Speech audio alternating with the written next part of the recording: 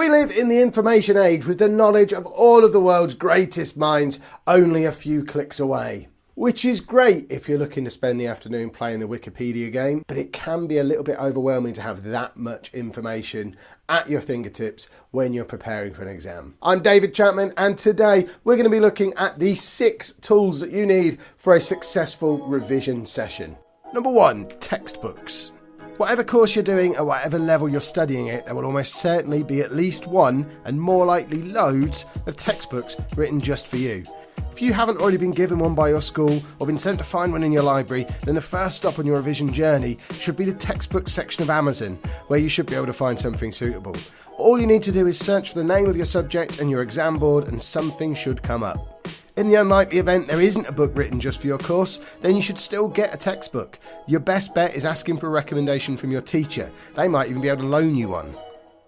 Number 2, your notes.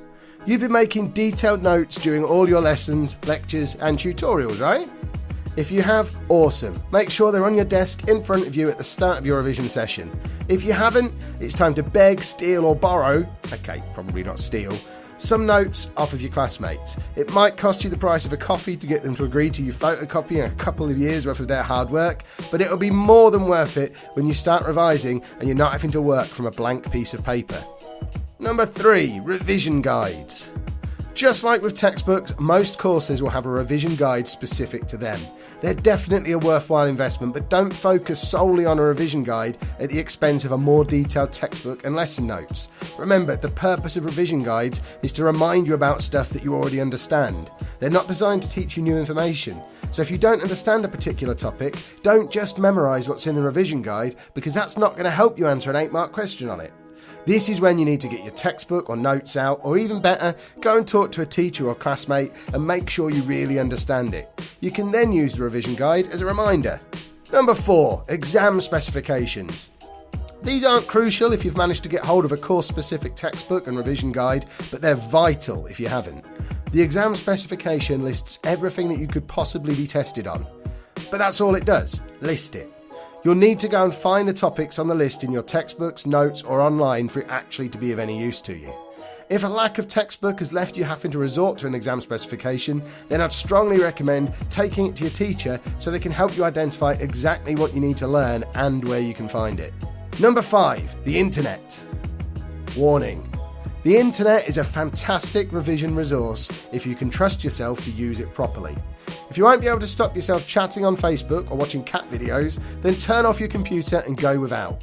But if you can be disciplined, then there are probably dozens of YouTube videos, podcasts and interactive websites dedicated to the topic you're trying to learn. As with everything, I'd recommend you ask your teacher to point you in the right direction to avoid you spending hours trying to find useful content, but sometimes watching a video on a topic or listening to someone explain it helps something click in your mind that reading it out of a book never would have been able to do. Number 6, your smartphone or tablet. Again, same warning as with the internet. In fact, an even stronger warning, because you'll need to force yourself to ignore notifications, or even better, put your device into airplane mode.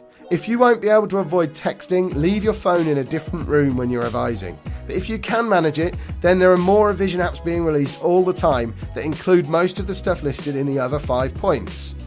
Some of the good ones will take you through the theory as text, video and audio before giving you the opportunity to test yourself on what you've just learned, and even keeping track of your scores so you can see how you're improving over time.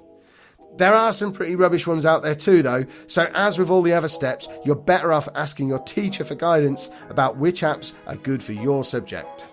Those were the 6 tools you need for a successful revision session. If you've already got all that stuff sat on your desk but you've got no idea where to begin, it sounds like you probably need the Lazy Students Revision Guide. So head over to lazystudentsguide.co.uk, download your free guide to creating a revision timetable and get started on your revision today. If you found this video helpful, please make sure you pop a like on there for us. Subscribe to the channel so you never miss out on any of our Lazy Students tips. I've been David Chapman. You can follow me on Twitter at Mr. Chapman IT. This is the Lazy Students Guide, and thank you very much for watching.